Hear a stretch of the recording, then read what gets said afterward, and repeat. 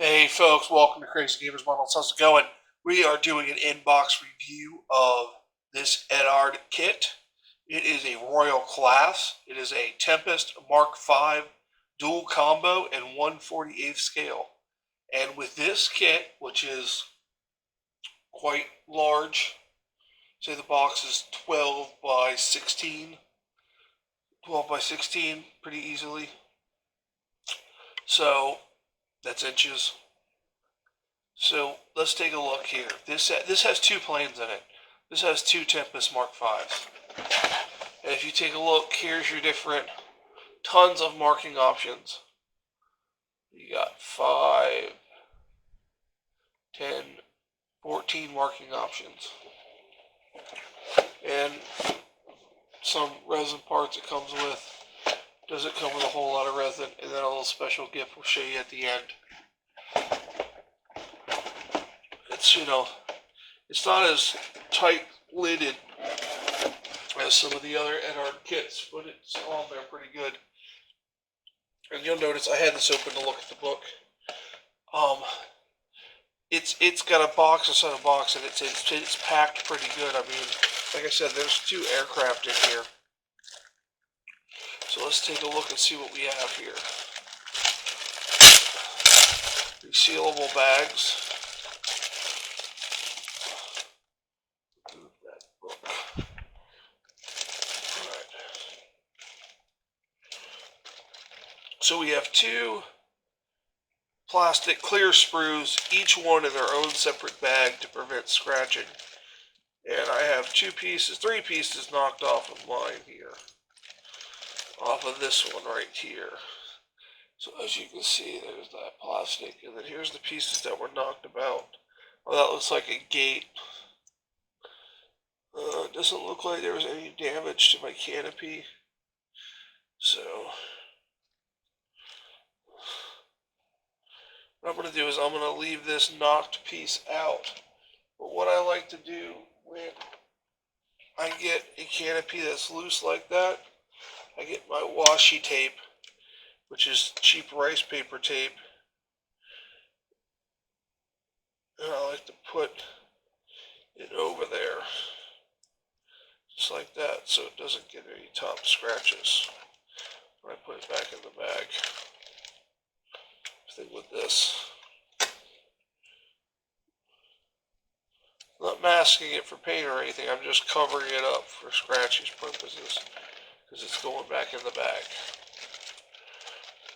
So that one, and I did notice that there was a little stress crack where it came off the sprue that I'm not sure what I'm going to do about it.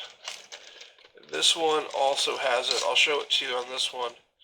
I'm going to contact Eduard and see if I can get replacement canopies. I don't know if you're going to be able to see this. Right there, there is a stress crack where it broke off. And I don't know if I'm going to be able to get that out. That's a disappointment. So, they packed them in individual bags, but, they still got knocked about and cracked. So, here's one of two sprues. You see the rivet detail is gorgeous. Even underneath where the mold is like that, it's not tapered off or anything. Panel lines look good. A lot of rivet detail on the top. I don't know how these are going to go together. I heard these Tempest Mark V's are pretty nice. So, oh wow, it's raised rivets on this back side. I just noticed that. They're raised rivets. Wow. Hopefully that joint goes together well, because that's going to be hard to maintain. Alright, here's that one. Same thing with this one, raised rivets. Both of them look good. And then we have the wing sections, two of these. Wheel bay.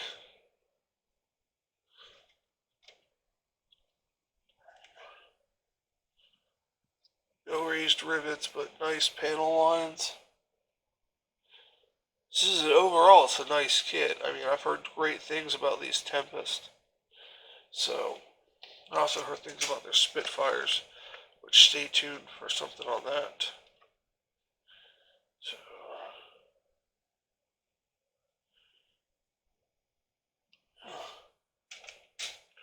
and then we have another bag with 8 sprues maybe?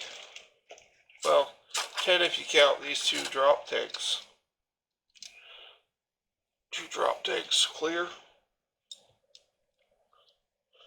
They survive better than the actual clear parts.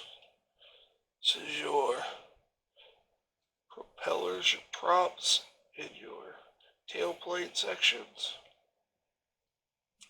Spinner caps. Some raised rivets on the tailplanes. Certain sections.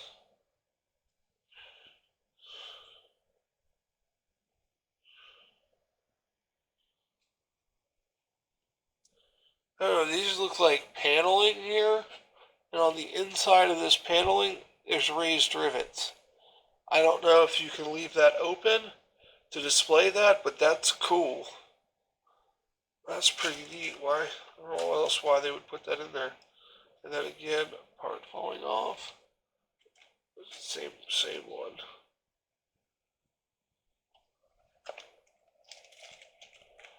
No, these 2 sprues are not the same. Oh yeah, they are. That piece fell off too. So here we go. Little bits and pieces. Exhaust that's not been drilled out, but you get resin exhaust. One not there, one of those. And then 2 of those.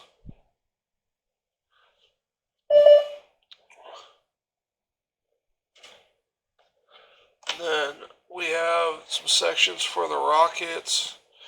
One of mine will have rockets, but the other one will not. I have a plan for this with a BF 109 and a BF 110 and a little diorama kind of thing. With one of these and a Spitfire. And maybe possibly that Typhoon. I'm not sure yet. I heard that Typhoon kit I have is pretty bad.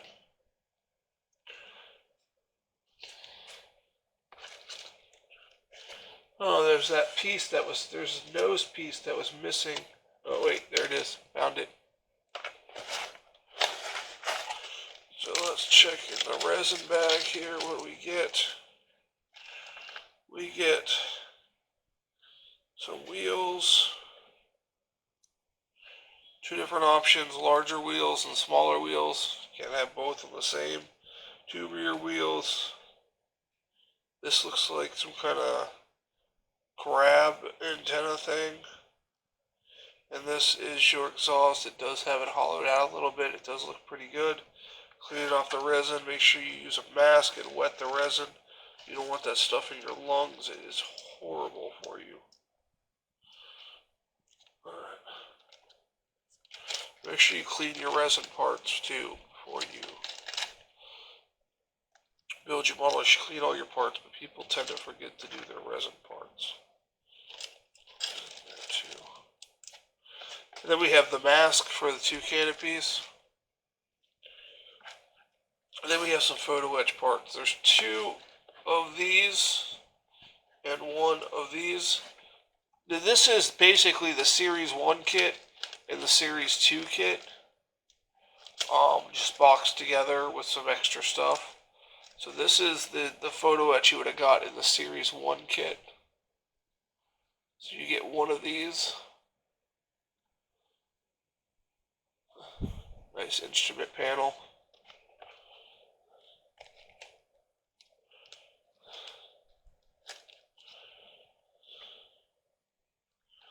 Now there's a TT 0.5 version inside the manual that you would use basically this one on, and then the rest of the Series 2 you would use this photo etch on. That's how the photo etch works. And then we have decals, a full sheet of decals. Decals are longer than the book. You do have 4 planes, or 2 planes to do. A lot of different designs, a lot of stenciling. So that's the decals. And then underneath is another surprise with the book. And we're going to get into this in 1 second. I'm going to put this back.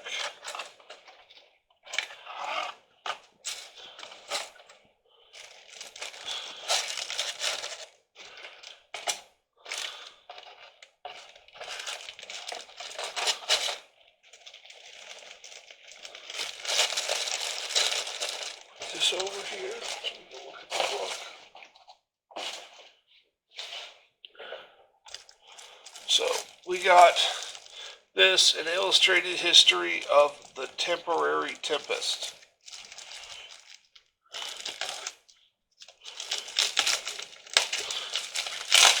This is the bonus you get for being the Royal class. And I'll be honest with you, the Royal class was cheaper than buying the 2 models independently. So, but this was from Sprue Brothers Models, so they have fantastic prices. And fantastic customer service. Let's take a look. Wow, I got a lot of different markings. Wow, a lot of reference photos. When I always look at these, I always want to know is their cockpit pictures, because that's what I'm always interested in. There's tons of pictures everywhere of the planes on the field or outside. You get very few shots of what the engines look like or the cockpits. I have a hard time finding those.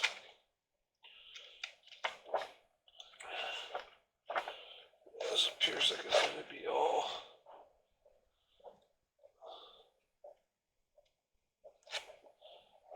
There's a nice shot of the engine. It's talking about the rockets and stuff right there. Oh, this has got the drop bombs. Larger bombs, including the gun ports.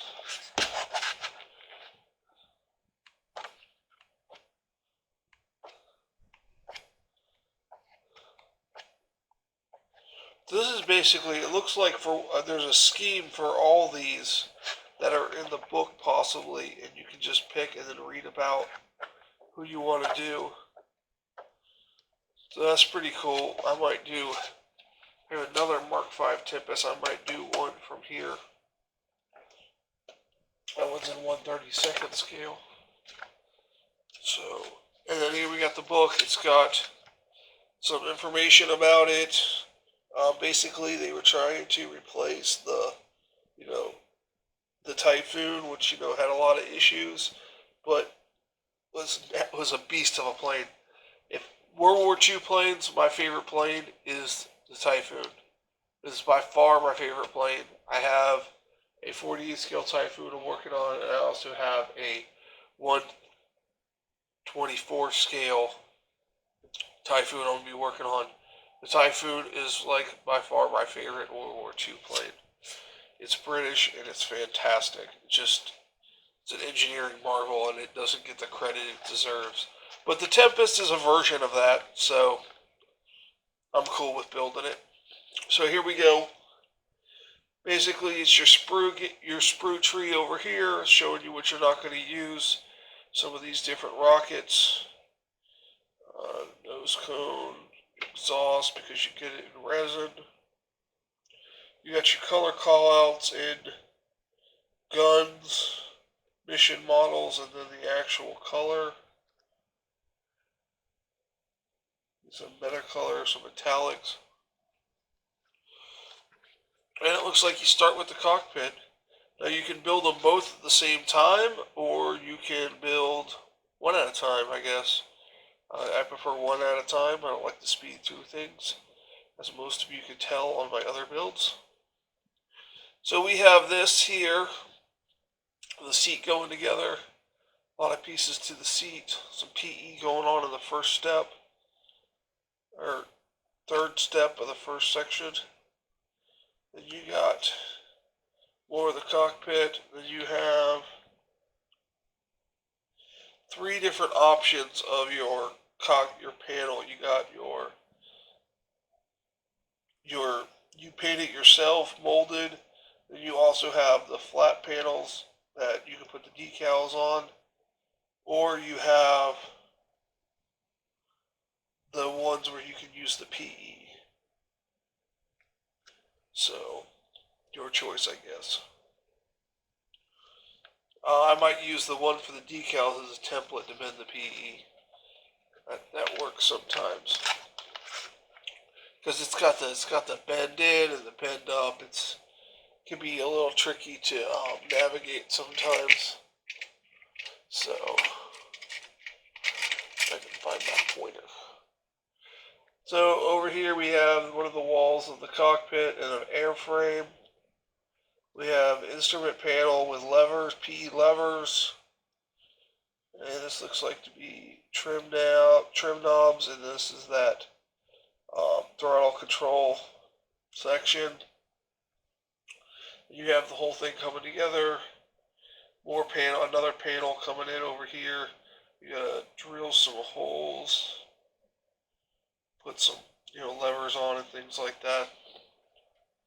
And then you have the front of the plane being built up, and then the halves come together with this on the inside, and then the cockpit in the middle. And there's some more cockpit work down at the bottom. There's an option for a radio. I believe that's a radio with a decal.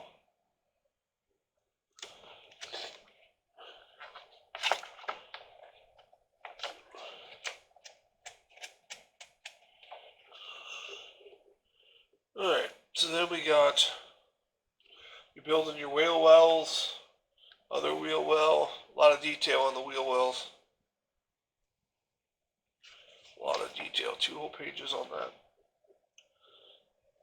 Some more work on the front of the plane with some PE.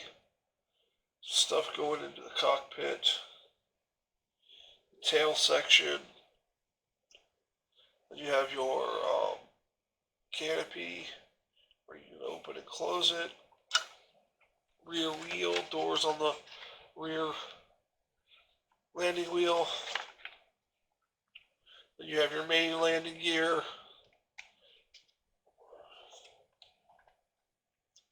Then you have your canopy and your prop. Looks like the canopy can be made to slide closed or open, possibly not. So then you have your propeller for whatever marking you're doing. Then you have your unders for whatever marking you're doing. You have your mask. And then we start with the, so you have, A is a April 44, Great Britain, out of Bradwell Bay, RAF. It's got some invasion stripes on it. And then you have an RAF station, New Church, June 1944. Also with your invasion stripes. So it was flown by H.N. Sweetman, number 486. This one was Piedmont, Ronald P. CO. He was the commanding officer of the number 150 wing. So that's pretty cool. So this is a CO plane. Commanding officer plane. Oh, weird. He's got another plane over here. That was April of 44. So in June of 44, he got this plane here. In June of 44, same person, Piedmont, the commanding officer. So he got a new paint job, or it could be possibly a whole new plane. So I want to know what happened to his old one. And then we have December of 44. This is your first of your Series 2. The first ones were your Series 1 models. This is your first of your Series 2. This was John B. Ray, his commanding officer of the 122nd. And he was in the Netherlands of December 1944. It's got the underbelly stripes. And then we start to get late after D-Day. And this is Miller of the United States Air Force. Squadron number, he was stationed at Bradwell Bay, Great Britain, October 44. So this was a British plane flown by a U.S. pilot. And then we have over here, April of 1945, we're in early 45. This was out of the Netherlands, Squadron number 56, Klosterman Pierre. And then we have summer of 45, Jimmy Sheehan. He was the company commander, commanding officer of the 486 out of Lübeck, Germany in the summer of 45. Love that red nose. That's a beautiful look on that. And then you have another Peter Klosterman, this time in squad number 3 out of Lübeck, Germany in August of 45. So he's got a new paint job or a new plane. Then you have Ewan Mackey, commanding officer of the 122nd Wing out of Denmark in the late summer of 45. He's got the red nose on his, or the yellow nose, I'm sorry. So then you have Kilburn, commanding officer of the 56th Squad in Fassberg, Germany, late 45. And then we get into February of 46 out of Berlin, Glasgow, Germany by Bauer, Squadron 33. This is when they got the metal paint job with the aluminum colored paint job. Now this is one of the ones I'm building. It's a late 1947. This one isn't part of the diorama I'm doing. This is just the one I want to build because it has the rockets and the green nose and the green. I just like it a lot. It is by McAfee, commanding officer, squadron number 3, out of Wüstrow, Germany, late 1947. I love this one. This is the one I want to do first. And then we have 1952. These two are that Tempest TT5 that you would use that sprue that said TT.5 on it. These are late June of 55 and June of 52. So these have the orange and then the black stripes on the bottom. This was at the Central Gunnery School, RAF Station, Lincolnfield, Britain. This didn't have a dedicated pilot because it was a training vehicle. And then this one also doesn't have a pilot, but it was stationed at RAF Station, Pembrey, Great Britain, in July of 55. And then we have all the stenciling. So, let's take a look here. Now, so we got this. We got this. We got two 40th scale aircraft with PE and resin for under $38 US. I don't know what that is overseas. So, it's a bargain. It is a bargain. Check out Sprue Brothers models. They have fantastic deals. That'll do it for this video for Crazy Gamers Models. I am the Crazy Gamer. You have a great day.